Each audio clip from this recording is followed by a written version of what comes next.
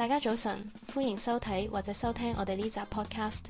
今日我好開心可以同大家一齊探討一個最近令好多人都覺得好不安，甚至係有啲焦慮嘅話題，就係被 AI 取代嘅真實感。今日我請到 Dr. Charles 同我哋分享，佢一直都好關注科技同人民之間嘅關係。Charles， 其實最近我身邊好多朋友，特別係做 creative 或者 writing 嘅，都同我講，佢哋真係感覺到嗰種威脅好近，唔再係科幻片，而係聽日就可能發生嘅事。你點睇呢一種咁強烈嘅真實感呢？Kathy， 多謝你邀請我上嚟分享。你頭先提到嗰種真實感，其實係好值得我哋去深思嘅心理現象。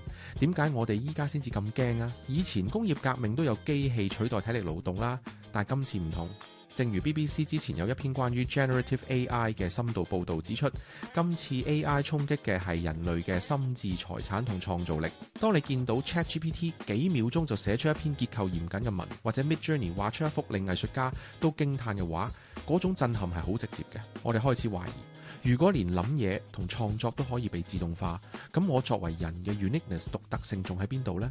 其實呢種焦慮係源於我哋對自我價值嘅定義太過依賴工作產出，我哋將我做啲咩等同於我係誰。當 AI 做得比你快、比你平嘅時候，嗰種被取代嘅恐懼就會變成一種存在危機。係啊，呢種真實感係因為 AI 已經進入咗我哋最後嘅堡壘，即係我哋嘅腦袋同心靈。但係我成日覺得呢個反而係一個契機，去逼我哋重新思考，到底乜嘢先係 AI 永遠做唔到、屬於人類嘅本質呢？真係聽你講完，我覺得心入邊有一種戚戚然嘅感覺。你提到存在危機真係好中，因為我哋由細到大都被教導要有用、要有產出。當見到 AI 咁有效率，真係會有一種好強烈嘅挫敗感，好似我哋努力咗咁耐嘅技能喺演算法面前變得好微不足道。你覺得我哋應該點樣去處理呢種我唔再被需要嘅情緒呢？係啊 Kathy， 你呢種溫柔嘅同理心，正正就係 AI 暫時難以模仿嘅特質。面對呢種不安，我哋首先要承認佢，而唔係壓抑佢。根據明報之前報道過關於職場心理嘅分析，面對 AI 浪潮，最有效嘅心態唔係去競爭效率，而係去擁抱複雜性。AI 係一個極致嘅預測機器，佢係基於過去嘅 big data 去推算下一粒字、下一個 pixel。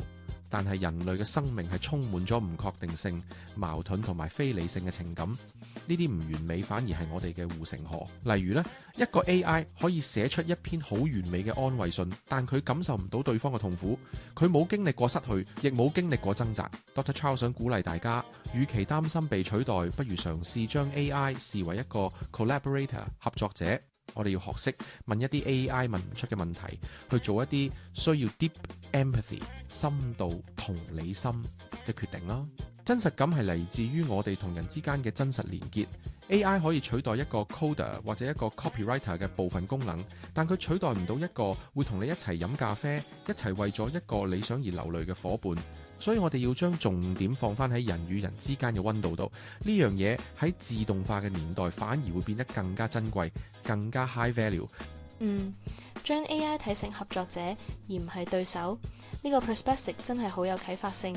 即係話我哋唔係要比 AI 更似機械，而係要比 AI 更加似翻一個人。但係對於好多打工仔嚟講，現實真係好殘酷。如果老細真係覺得用 AI 平過用人，而選擇 cut 人手，呢種被取代就唔止係心理層面，而係生計問題啦。我哋可以點樣喺現實同理想之間揾到平衡？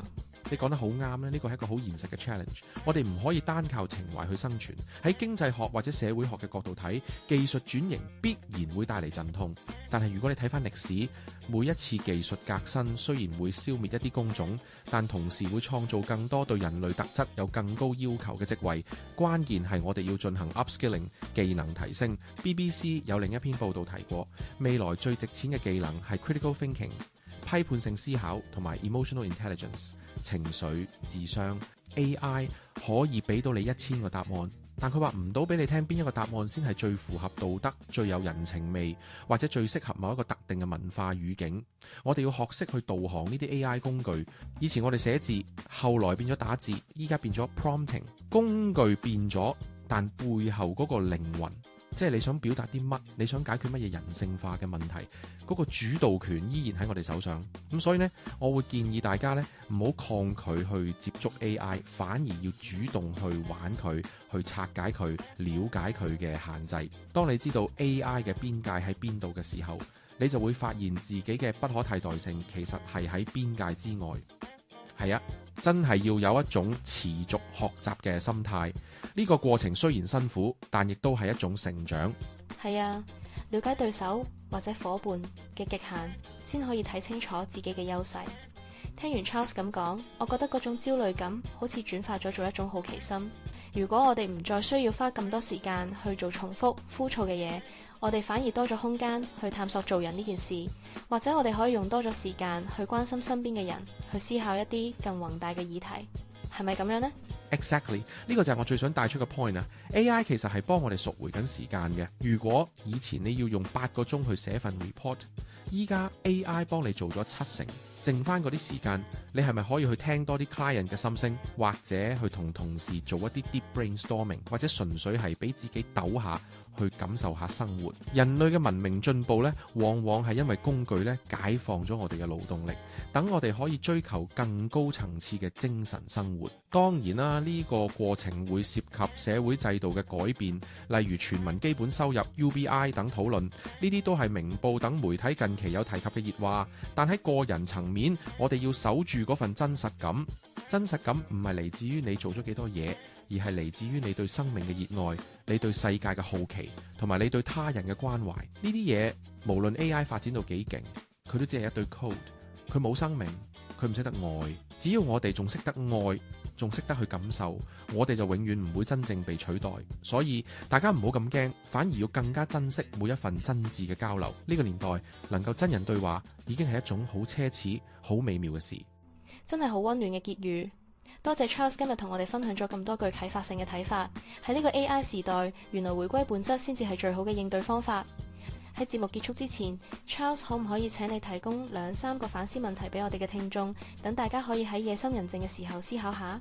好啊，我有3個問題想留俾大家。第一，除咗工作上嘅產出，仲有乜嘢事係令你覺得我正真實地活着？第二，如果 AI 幫你做晒所有繁瑣嘅事，你會將多出嚟嘅時間投資喺邊啲人與人嘅連結上面？第三，你有邊一項特質係你覺得無論科技點進步，都係你最珍貴、最唔想被取代嘅呢？